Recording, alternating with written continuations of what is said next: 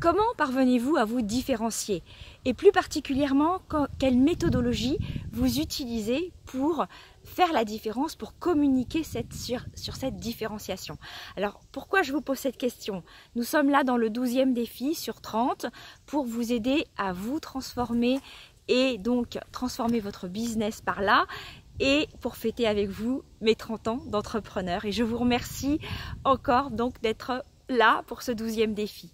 Et pourquoi je vous pose cette question? Parce qu'en fait, elle m'a été inspirée par l'histoire familiale d'un hôtel dans lequel là nous sommes. Et donc, je vous montre. Et donc, en fait, ce qui se passe, c'est que c'est un établissement qui a été ouvert par un commandant de la marine qui voulait en faire une résidence et qui vraiment avait de belles valeurs pour pouvoir aider ses compatriotes donc de la marine.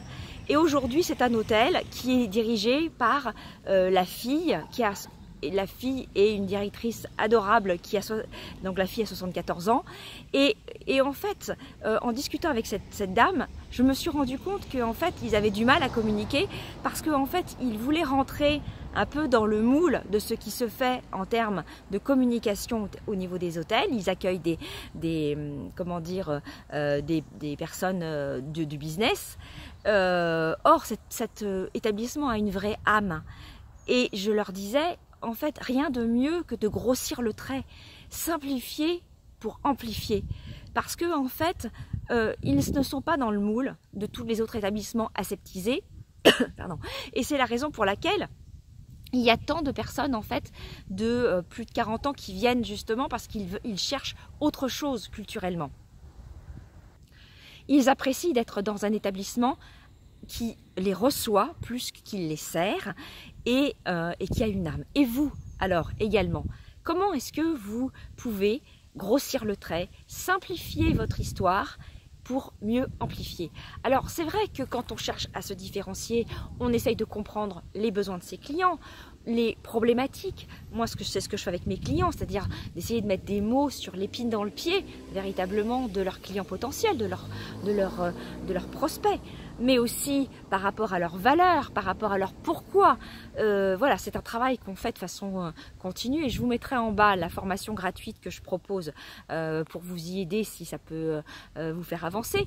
Mais je trouvais cette histoire de cette familiale vraiment charmante et en fait, il leur manque pas grand chose en fait pour pouvoir vraiment sortir du lot dans cette région nantaise qui évidemment a beaucoup de concurrence. Voilà, c'est simplifier pour amplifier, c'est-à-dire grossir le trait, c'est-à-dire oser parler d'autre chose que la concurrence dont la concurrence parle.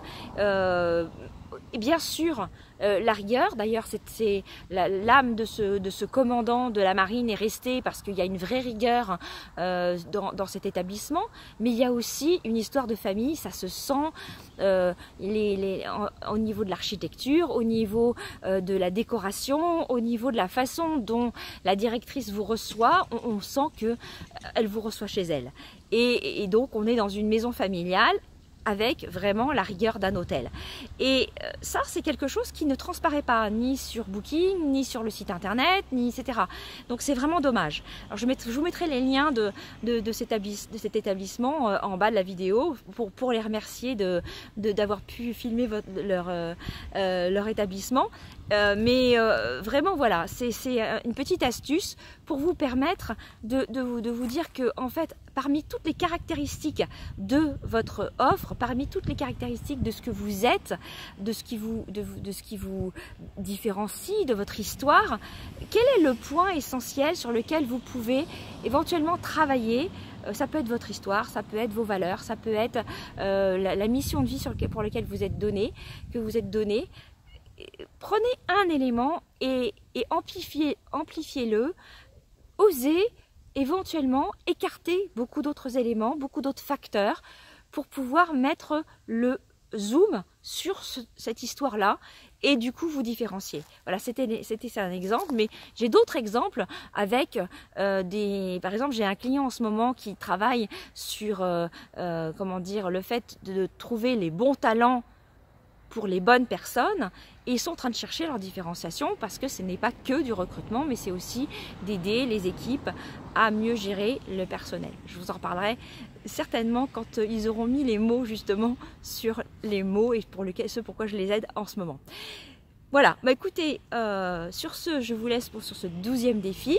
Abonnez-vous pour recevoir les prochains, évidemment, et sur la télé des entrepreneurs. Et donc, je vous dis à demain pour le 13e défi. Voilà, merci pour votre confiance et votre attention. À très vite, ciao.